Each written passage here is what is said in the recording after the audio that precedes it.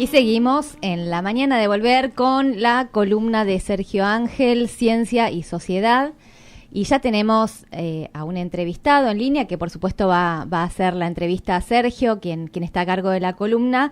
Estamos hablando de Walter Fariña, que es biólogo, profesor de la UBA, investigador del CONICET, y que ha hecho un trabajo muy innovador que tiene que ver con un patentamiento, ¿no?, en lo que es el entrenamiento de abejas. Ahora nos van a contar bien ellos dos, pero que, bueno, por supuesto mejora mucho la producción agrícola, por lo que he estado viendo del material que nos pasó Sergio. Buen día, Sergio, y bueno, arrancamos con la columna. ¿Qué tal? Buen día, Ana, buen día a todos. Bueno, yo ya estuve participando en la radio, pero nos saludamos igual. Sí, yo voy a hacer una pequeña introducción respecto a lo que vos decís. Empezamos básicamente por el final, al estilo Tarantino. Vos sabés que Paenza decía, nadie presta atención y se interesa por algo que no se preguntó. Entonces lo que hay que generar es la pregunta. Y sí, en este caso yo lo que puedo decir es algo así como, para generar la pregunta, hace 20 años nos juntábamos en una fiesta de biólogos o médicos, etcétera, y decían, ¿vos en qué trabajás? Sí, yo trabajo en cáncer de colon con un blanco terapéutico. ¡Wow! ¿Y vos? Y yo trabajo en vacunas de HIV y no sé qué, o lo que sea, y ¡wow! ¿Y vos, Walter Fariña, en qué trabajás? Sí, yo trabajo en comportamiento de abeja. ¡Ah! ¡Qué interesante! Bueno, ¿y vos? Diabetes. ¡Wow! ¿No? Todo era así. 20 años después, Walter Fariña creó una multinacional, básicamente, a partir de todo su trabajo. Entonces ahí es que lo presentamos a nuestro invitado. ¿Qué tal, Walter? ¿Cómo andás? Hola, Sergio, ¿cómo estás? Un gusto escucharte después de tanto tiempo y un gusto participar de este programa. ¿Estás contento con el partido de ayer? Muy contento, muy contento. He dormido poco, pero al menos una alegría. Sí, una alegría. Se sufrió un poquito, pero estuvo bien. Escúchame, Walter, antes de empezar por ese tema, me gustaría que expliques algo que la mayoría quizás lo sabe, así que quizás podemos ser breves, pero bueno, ¿cuál es la importancia de las abejas en la producción agrícola, en la biodiversidad, ¿no? Como para poder introducción al tema. Bueno, desde el punto de vista más humano, cualquier intermediario en la producción de alimentos es muy relevante, y la mayoría de los cultivos que implican más valor nutricional implican un intermediario, es decir, un polinizador, alguien que visite flores que primero tendría que pasar por una flor macho, retirar sus gametas, o sea, el polen, para poder llevarlas a una flor hembra.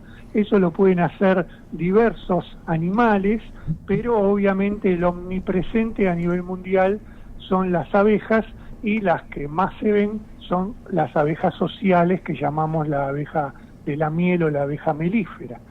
Pensemos un poco que 1/3 de la producción agrícola mundial depende de esta especie, o sea, hay una cantidad de cultivos que se llaman dependientes de polinizadores que necesitan servicios de polinización, es decir, contratar a alguien que les provea colmenas para que esas abejas puedan visitar el cultivo y generar un rinde razonable y rentable. De allí la importancia, al menos económica, de este problema. ¿Y qué cultivos serían esos?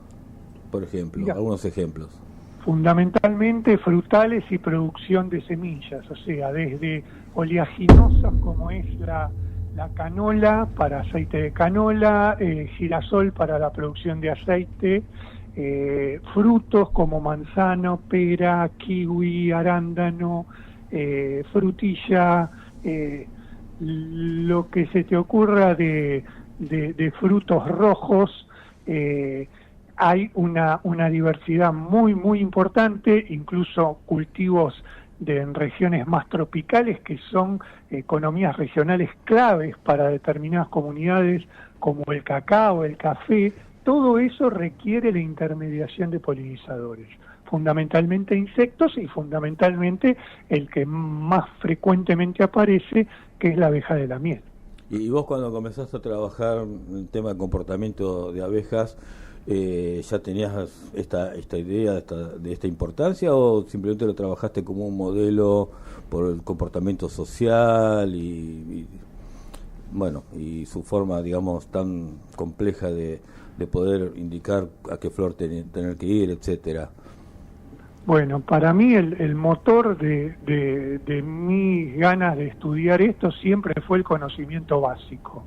O sea, cómo una sociedad de miles de individuos se puede organizar para recolectar colectivamente un determinado recurso. A partir de ahí estudié distintos sistemas de comunicación que tienen las abejas, ya sea para informar que aparece una fuente de alimento productiva, en qué lugar está ubicada, qué características tiene en términos de riqueza de carbohidratos o de proteínas, en términos de olores que caracterizan a ese tipo de especie visitada, y a partir de ahí eso me fue llevando a decir, la abeja puede aprender características de las flores aún sin haberlas visitado por la manera en que se comunican adentro de la colmena. Entonces, si se puede aprender determinadas características de una flor aún no visitada, se puede sesgar la preferencia de individuos al momento de salir de búsqueda para buscar alimento. Y ahí surgió todo. Mirá, y bueno, una pregunta antes de ir a exactamente lo que hacen ustedes y después qué fue lo que patentaron y la empresa que crearon. ¿Y cómo es el tema? Porque yo sé que, bueno, las abejas tienen mucha distribución de tareas, hay algunas que son recolectoras, pero hay algunas que son exploradoras y les indican a las abejas obreras o recolectoras dónde tienen que ir, o ¿cómo es esa parte? No, me la tengo un poco confusa. ¿Cómo sería esa parte? Claro, exactamente. Por un lado, dentro de lo que sería el grupo de obreras, que es el 99% de la población de una colmena, estas obreras, aquellas más maduras en edad, más avanzadas en edad, son las que buscan recursos. Un grupo minúsculo son las más exploradoras, las que hacen el trabajo de scouting, las que buscan nuevos recursos, y cuando lo descubren, llegan a la colmena y transmiten información sobre el recurso. Desde hacer un comportamiento muy conspicuo, un baile dentro de la colmena, indicando a qué distancia y dirección se encuentra el alimento, hasta regurgitar el néctar que encontraron en las flores, pasársela a otra, y esa otra puede aprender ese olor y esa riqueza energética del alimento, por lo tanto puede establecer una memoria olfativa que eso le va a servir para tomar una decisión al momento que tenga que salir. Eso es más o menos de manera muy sucinta cómo es la actividad recolectora en sus inicios. Y si llegaran dos exploradoras de diferentes lugares y, digamos, cada una comparte su lugar, ¿cómo hacen las abejas para decidir cuál de las dos es la que y va a ser una cuestión probabilística en donde a lo mejor una de las dos abejas va a danzar, a bailar más intensamente porque le parece que lo que encontró es espectacular, por lo tanto puede reclutar más individuos hacia ese lugar y así sucesivamente. Qué impresionante, porque si vos te pones a pensar, o sea, para nosotros es fácil, vemos un campo y podemos establecer, tenemos, digamos, un conocimiento de un cerebro complejo, pero yo me imagino cómo hace una abeja para saber que encontró un supercampo o que encontró una maceta y después van 500 millones de abejas a una maceta y dicen, ¿y acá qué pasó? No hay nada, ¿no? Porque hay que contar, digamos, hay que tener la dimensión de ese campo o ese lugar que se llega, ¿no?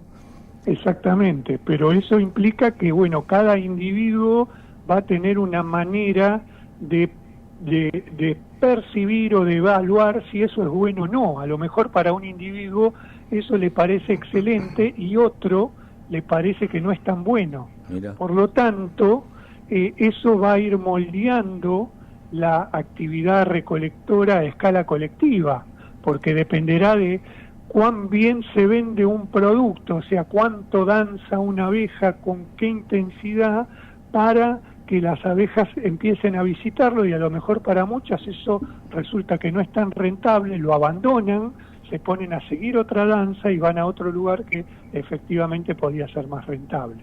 Pero no deja de ser como un centro de información, la colmena, como una bolsa de valores donde cada broker está mostrando su papeleta de acciones diciendo esta es la mejor, esta es la mejor. El tema es que muchas veces no es la mejor, claro. Pero a partir de ahí se puede obtener una estrategia común colectiva que sea redituable para toda la comunidad. ¿Y ustedes qué fue lo que hacen? Bueno, ustedes crearon una empresa, que ahora contanos un poquito de qué se trata la empresa, pero también me intriga saber cómo es que hacen para entrenarlas, porque al fin de cuentas, no sé, no compiten con las exploradoras el formato de su empresa. Contanos un poco de eso. Bueno, primero la idea fue que si las abejas pueden aprender adentro de la colmena el olor de una flor, ¿cómo hacemos para meter el olor de esa flor adentro de la colmena cuando la abeja tiene que ir a un cultivo y polinizar eficientemente el cultivo? Entonces, para independizarnos un poco de la fragancia floral del cultivo, lo que hicimos es hacer todo un análisis químico de los perfiles de fragancias de un cultivo en especial. Por ejemplo, nosotros empezamos con girasol para la producción de semillas, que inevitablemente requiere el uso del servicio de polinización, y con esos perfiles químicos de la fragancia floral lo que generamos es probar una formulación que sea un perfume sintético lo más simple que se pueda, pero que para la abeja resulte ser parecido a la fragancia natural de la inflorescencia de girasol. Si para la abeja es parecido, ese perfume sintético se lo metemos diluido en alimento adentro de la colmena, y uno esperaría que la abeja salga hacia el paisaje y vaya en busca del olor más parecido al que aprendió en la colmena. ¿Esa qué son, las obreras o las exploradoras? Esas pueden ser tanto exploradoras como reclutadas. Y a partir de ahí vos vas a tener cada vez más individuos que tienen el consenso de ir a buscar ese olor, porque el alimento que vos tirás aromatizado dentro de la colmena se propaga muy rápidamente por estos contactos boca a boca que hacen las abejas. Por lo tanto, una gran cantidad de individuos tienen esa memoria olfativa de esa flor. Entonces, a partir de ese perfume sintético tan simplificado que armamos de girasol, y hacer ensayos de laboratorio en donde veíamos que la abeja se confundía con la fragancia natural, lo probamos en el campo, probamos que aumenta la actividad de las colmenas y finalmente probamos que aumenta el rinde significativamente una vez que las colmenas de ese cultivo hayan sido tratadas con alimento aromatizado con el formulado. Eso nos pareció que tenía que ser, antes que publicable, ser patentado. Y lo patentamos en la Facultad de Ciencias Exactas y Naturales de la UBA y a través del CONICET, de la Oficina de Patentamiento de CONICET. Y a partir de ahí seguimos con ese tipo de procedimientos e hicimos perfumes para pera, para manzana, para kiwi, para arándano, para almendro, y bueno, seguimos con otros, seguimos con palto, seguimos con alfalfa, seguimos con frutilla, etcétera. Toda esa plataforma de patentes permitieron en sus inicios generar una empresa de base tecnológica subsidiada inicialmente por fondos de lo que era la agencia a través del FONARSEC, y finalmente se armó una empresa de base tecnológica que hoy por hoy en realidad tiene filiales en Estados Unidos, en Perú, en México y en Argentina. Y qué interesante. Y bueno, antes de saber si les va bien, lo que quería mencionar es que ese trabajo lo hicieron acá en Chascomús, ¿verdad? ¿O es otro trabajo que hicieron en Chascomús? No, otro trabajo que hicimos en Chascomús, que está más vinculado a considerar a la abeja como una especie centinela de impacto ambiental, en donde, por un lado, nos interesa mucho que las abejas aumenten la eficiencia en un cultivo, pero por otro lado tenemos mucha conciencia que un cultivo tiene un tratamiento muy estricto e intenso de agroquímicos, y sabemos del impacto que tienen los agroquímicos sobre organismos no blancos como las abejas, y por eso este proyecto tiene más que ver en Chascomús con ecotoxicología y cómo las buenas prácticas agrícolas deben imperar para que esta especie centinela esté saludable. Sí, Walter, buenos días. Oscar Ruiz te saluda desde la mesa de la 95.3. Hola, Oscar, ¿cómo estás? Bien, ¿y vos? Soy consciente de la importancia de lo que estás hablando, porque justamente en las forrajeras que nosotros trabajamos, que son alógamas estrictas, es absolutamente dependiente, un trabajo que hicimos en colaboración con alguien que conoce mucho, a Joaquín, y con Andrea Rueleche, y la verdad que es un impacto que yo particularmente no sé si se le da toda la importancia que tiene. Estoy de acuerdo con el impacto ambiental. Y te quería preguntar algo. ¿Cuán lejos y cuán beneficioso crees vos que estamos de la miel de origen, que yo creo que va a potenciar mucho la producción ambientalmente favorable? Y bueno, eso sería darle un valor agregado muy grande al producto del apicultor, o sea, tener bien definido que una miel puede caracterizarse por región, por tipo de flora visitada. Yo creo que hay determinadas regiones que son más propensas para eso, sumado a que exige un muy buen manejo del apicultor para definir en qué momento retirar las colmenas, dado que la floración de interés se va. En eso yo tengo mucha confianza en el apicultor argentino. Me parece que comparado con otros países, el apicultor argentino tiene una capacidad, idoneidad de manejo de colmenas llamativamente buena, y le interesa la abeja, la cuida, no como el apicultor, por ejemplo, norteamericano, que no deja de ser una caja de zapatos llena de insectos que le van a dar mucho dinero. Así que me parece que en determinadas regiones del país y con la idoneidad de la apicultura argentina es muy, muy factible que eso avance. Walter, buen día. Ana Francese te saluda y bueno, acá Sergio nos ha autorizado a hacer algunas preguntas, que él es el que está a cargo de la columna, así que nos da el ok para preguntarte, y a mí me surge una intriga. Vos comentabas que bueno, que hubo un patentamiento, que ese patentamiento entiendo que está a nombre del CONICET. Y entonces eso implica seguramente algunos recursos que puedan venir a partir de ese patentamiento. Un poco desasnarme de esa cuestión en el día de hoy, que la ciencia está siendo tan desfinanciada. ¿Qué relación tiene, ¿no?, este tipo de innovaciones, de avances y de proyectos para poder también darle continuidad a la investigación científica?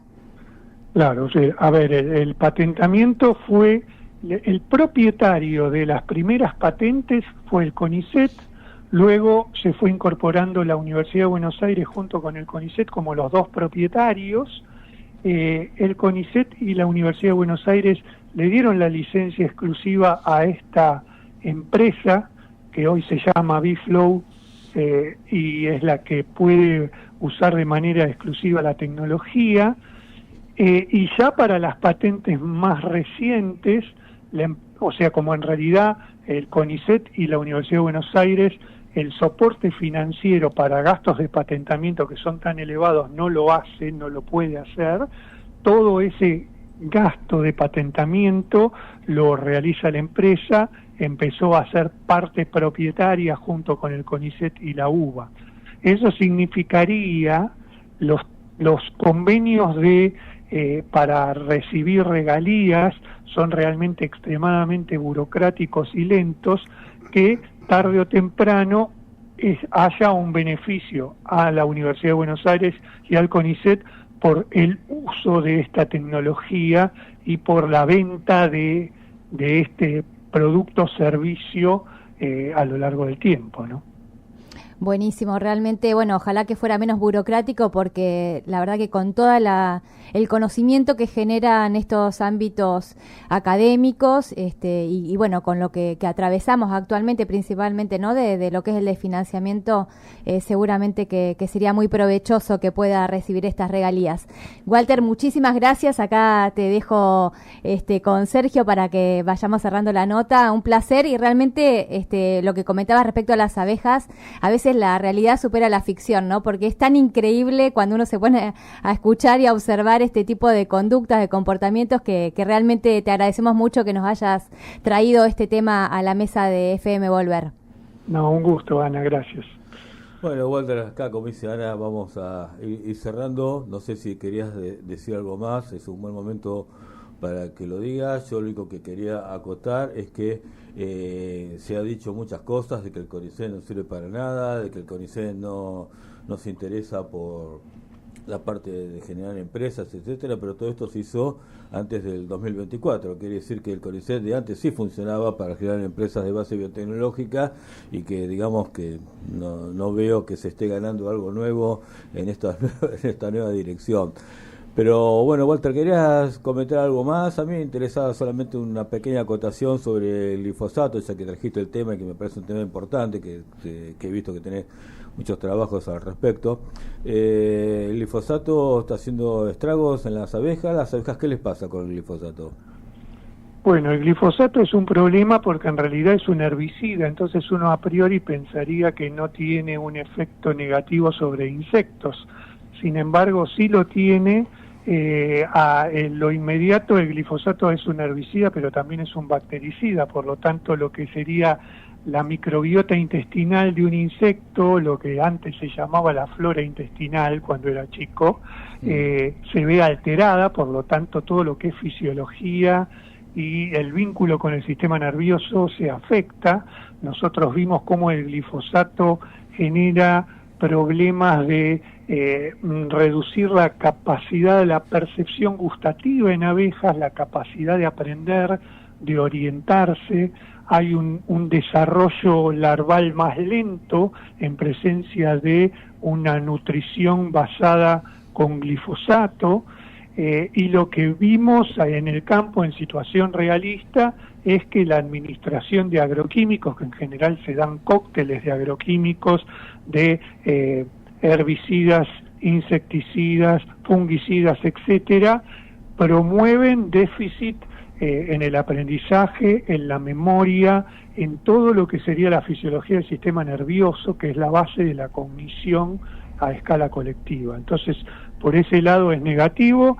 Y con respecto a lo primero que me decía, lo que me gustaría recalcar es que sin ciencia básica es imposible llegar a estas preguntas.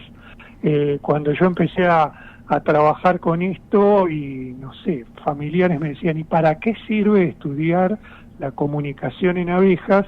Y bueno, la respuesta es que cuando uno conoce una sociedad animal desde adentro, puede generar interferencias, puede generar preguntas, ya sea para controlarlas, por ejemplo, una especie de plaga invasora, como una hormiga cortadora, o al revés, puede ayudarla, como es una especie benéfica como la abeja. Entonces, eso requiere tiempo para generar preguntas que puedan ser transferibles a escala humana. Exactamente, estamos hablando de muchos años, más o menos 30 años. ¿Cuánto hace que estás trabajando en este tema? Sí, 35. Así que bueno, 35. Bueno, Walter, muchas gracias por la nota que nos has dado, muy interesante y muy bien, muy clarita tu exposición y tus comentarios. Bueno, Walter, un abrazo. Sergio, un abrazo muy grande y saludos a todos ahí. Gracias, un saludo, Walter. Bueno, vamos con un tema musical y seguimos con más información.